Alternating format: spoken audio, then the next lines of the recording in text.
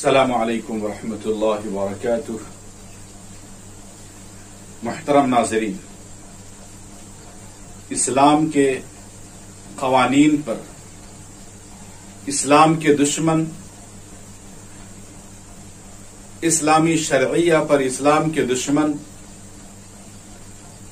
کئی طرح کے الزامات لگاتے ہیں اور یہ کہتے ہیں کہ اسلامی شرعیہ کے اندر انسانوں کو غلامی کے اندر جکڑ دیا گیا ہے، اسلامی شرعیہ کے اندر انسانوں کو آزادی نہیں ہے، اسلامی شرعیہ کے اندر عورتوں کو آزادی نہیں ہے۔ میں یہ کہنا چاہوں گا کہ ایسے ذہنیت رکھنے والوں کی یہ کم عقلی ہے اور اسلامی تاریخ و قوانین سے ناواقفیت کی پہچان ہے۔ ناظرین، یاد رکھیے، معاشرے کا سماجی ڈھانچہ 5 چیزوں سے استوار ہوتی ہے۔ معاشرے کا سماجی ڈھانچہ 5 چیزوں پر بنتا ہے۔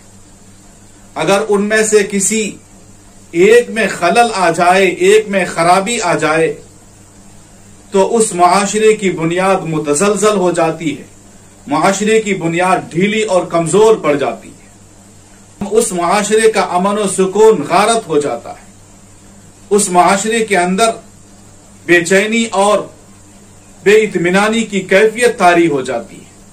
محترم ناظرین، وہ 5 چیزیں کیا ہے جس پر معاشرے کا ڈھانچہ بنا ہوا ہے، جس پر معاشرے کی بنیاد پڑی ہوئی ہے؟ وہ 5 چیزیں یہ ہے۔ سب سے پہلے نمبر پر یہ ہے کہ عقیدے کا تحفظ، نمبر 2 نسب کا تحفظ، نمبر 3 عزت و آبرو کا تحفظ، نمبر 4 جان کا تحفظ، نمبر 5 املاک کا تحفظ۔ یہ 5 چیزیں ایسی ہیں کہ جن 5 چیزوں سے مل کر معاشرے کی بنیاد بنتی ہے، معاشرے کا ڈھانچہ استوار ہوتا ہے۔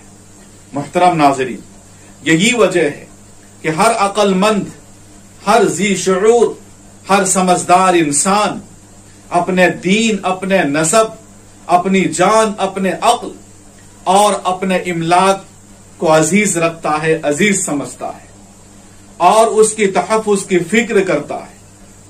وہ چاہتا ہے، ہر معاشرے کا ہر فرد یہ چاہتا ہے کہ اس کا دین اور عقیدہ محفوظ ہو۔ ہر شخص یہ چاہتا ہے کہ اس کی عزت و آبرو اور جان پر کوئی آنچ نہ آئے۔ ہر شخص یہ چاہتا ہے کہ اس کا نسب ہر غلط آمیزش سے پاکیزہ ہو، اس کی عقل ہر قسم کے فطور سے محفوظ رہے، ہر اعتبار سے امن و سکون اور راحت کی زندگی بسر کرے اور اللہ کے ذات کے سوا کسی کا خوف نہ ہو، اللہ کے ذات کے سوا کسی کا ڈر نہ ہو۔ انسان چاہتا ہے جس معاشرے میں وہ زندگی گزار رہا ہے، جس معاشرے میں وہ زندگی بسر کر رہا ہے، وہ امن و سلامتی کا گہوارہ ہو، اس میں خیر اور عدل و انصاف کے چرچے ہو۔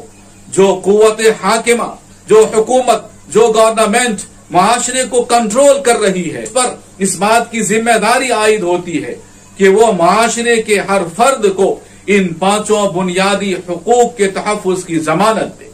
محترم ناظرین، اسلامی حدود و قصاص اور شرعی تعزیرات کی مشروعیت کا ایک اہم مقصد یہی ہے۔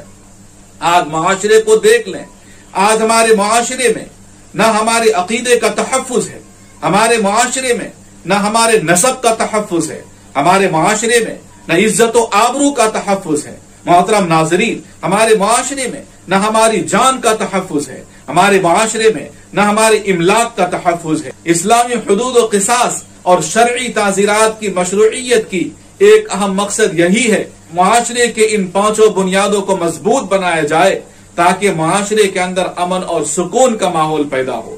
آج اسلامی شرعیہ کے فقدان کی وجہ سے ہمارا معاشرہ ہر اعتبار سے کھوکھلا پڑا ہوا ہے۔ ہمارے سوسائٹی میں عدل و انصاف نہیں ہے، ہمارے سوسائٹی میں ہمارا عقیدہ محفوظ نہیں ہے، ہماری سوسائٹی میں ہماری جان محفوظ نہیں ہے۔ لہذا ساری انسانیت کی کامیابی اسلامی شرعیہ کے نفاذ پر ہے، اللہ اور اللہ کے رسول کے قانون کے نفاذ میں ہے۔ محترم ناظرین، امید ہے کہ میری یہ بات آپ کو سمجھ میں آئے گی۔ السلام علیکم۔ علیکم ورحمۃ اللہ.